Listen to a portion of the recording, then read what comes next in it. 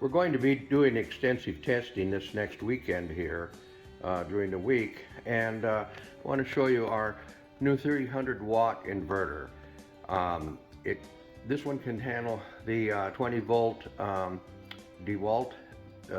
We happen to have a 6 volt battery in here, and it also will handle the 18 volt Milwaukee.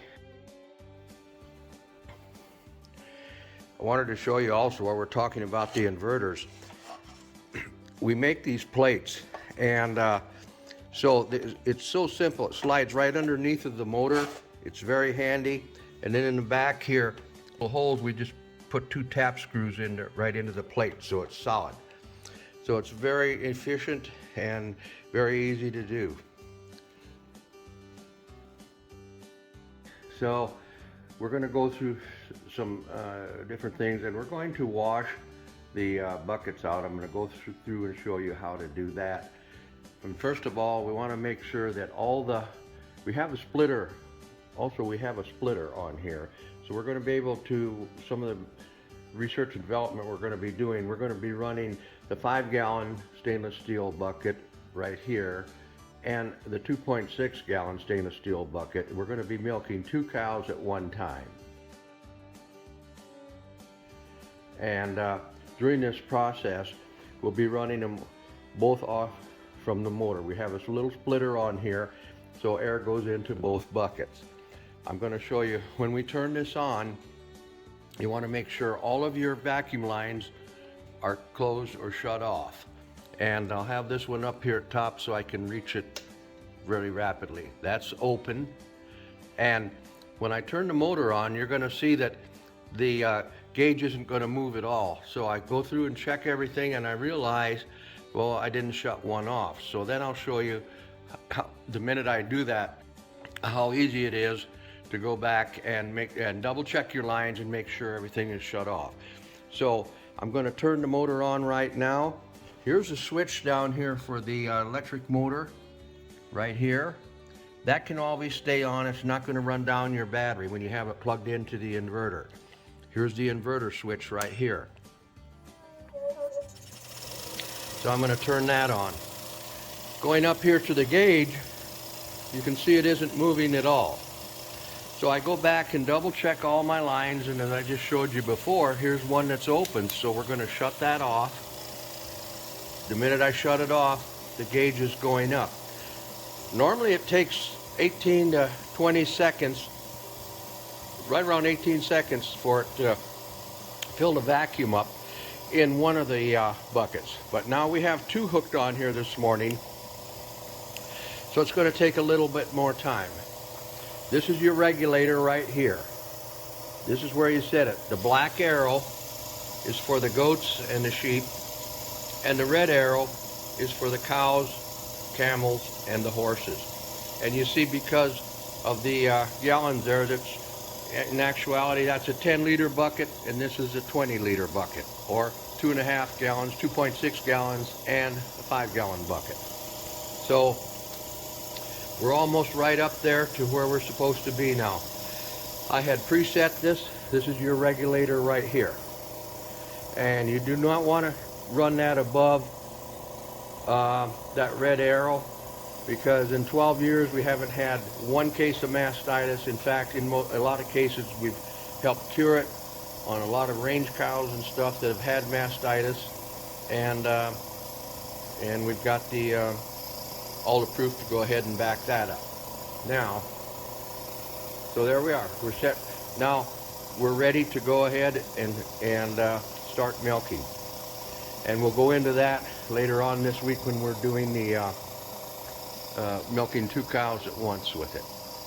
And then we're also going to show you how the quick way to go ahead and wash this unit out. And there again, you can switch it off, and you'll see the air starting to release. Right on the bottom of this is the breather hole on our regulator. So that gives you a pretty good working synopsis on how this operation and this little motor works. It's been on the market now for over 12 years. The only pumps that we've really had to replace are the ones that they weren't paying attention and they ran milk back into the overflow jar here, and somebody wasn't around watching it. It went clear up to the top, sucked it right in, went right into the motor. So we've had to replace, or they have had to replace 4 or 5 of these pumps over the 12-year period, and that is not covered by our warranty. Okay, we're going to go ahead. I'll show you how to quickly wash the Ultimate Easy Milker.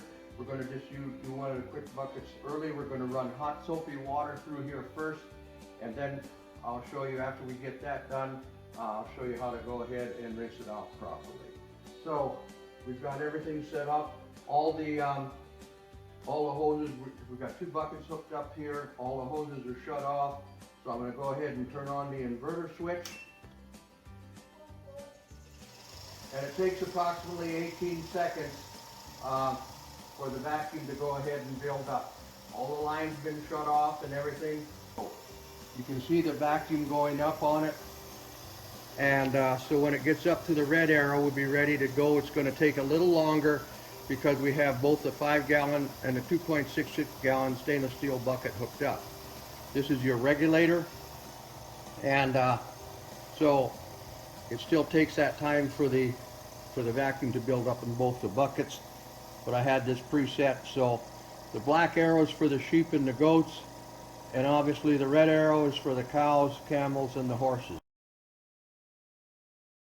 So we're up there where we're supposed to be right now, and I'm going to go ahead and we'll start with, I do 2 at a time. It's a lot easier that way.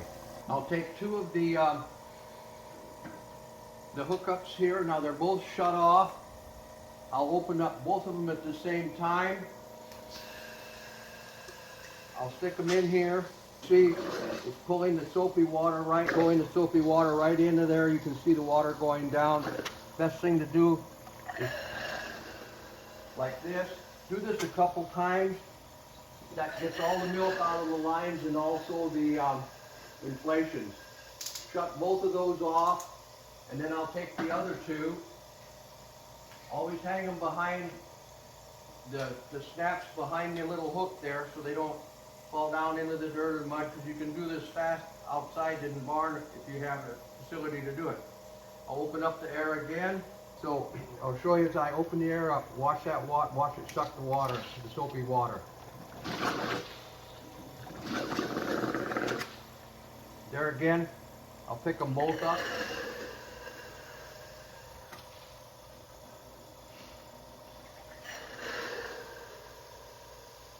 That clears all the milk out. I'll go ahead and shut them off. Now, I'm going to go ahead and I'll get these 2 over here next. We'll just have both buckets hooked up with our splitter on over here. I'll do the same thing here.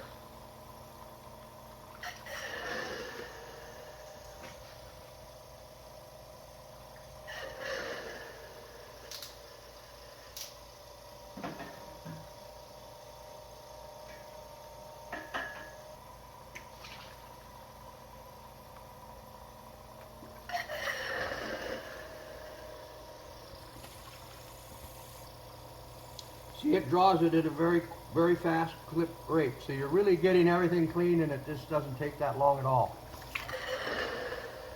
You should be able to do this in 10 to 12 minutes with just using the 1 bucket.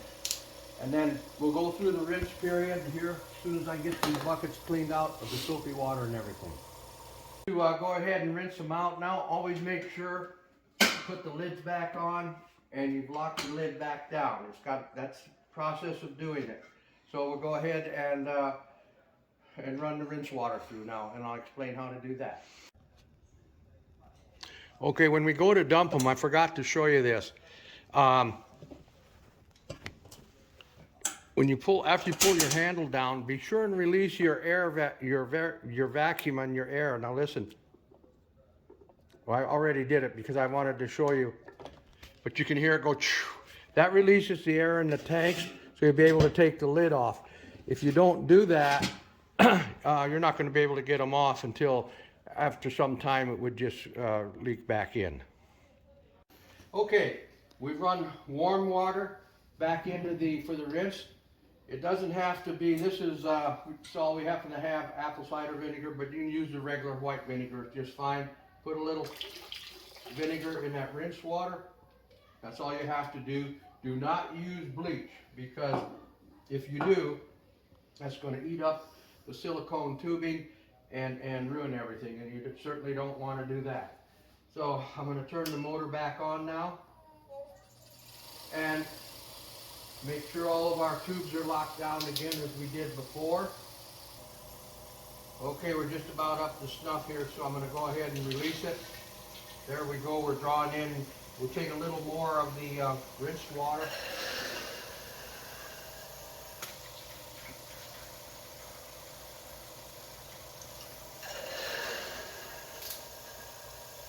Cut off those two.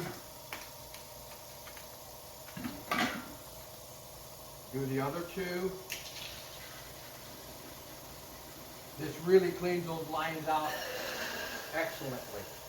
And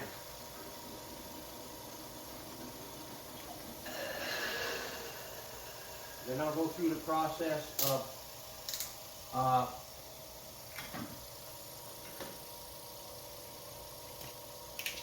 show you how to, after we dump this out, rinse them out, and how we hang them up to dry.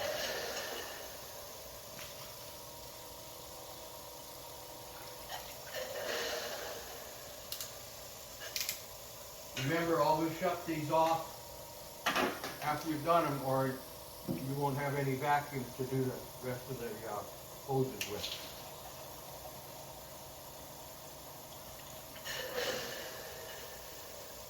This really cleans the lines out thoroughly, and I'll show you how we're going to hang them up to dry, and put your buckets up, and you'll be ready to go for your next milking.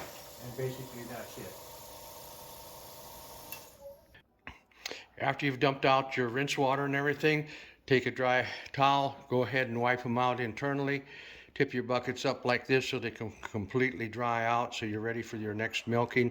And then I'm going to show you how to hang up and go ahead and dry it. It's so simple, all those hoses. As you can see, I hung up both of the lids over the top of a door, which is very handy to do, very easy to do. And take off the inflations off the bottom, and I set them up in front of the buckets. So make sure all of your little air release valves are open, so everything drains out totally dry, so everything's all dry and ready for your next milking.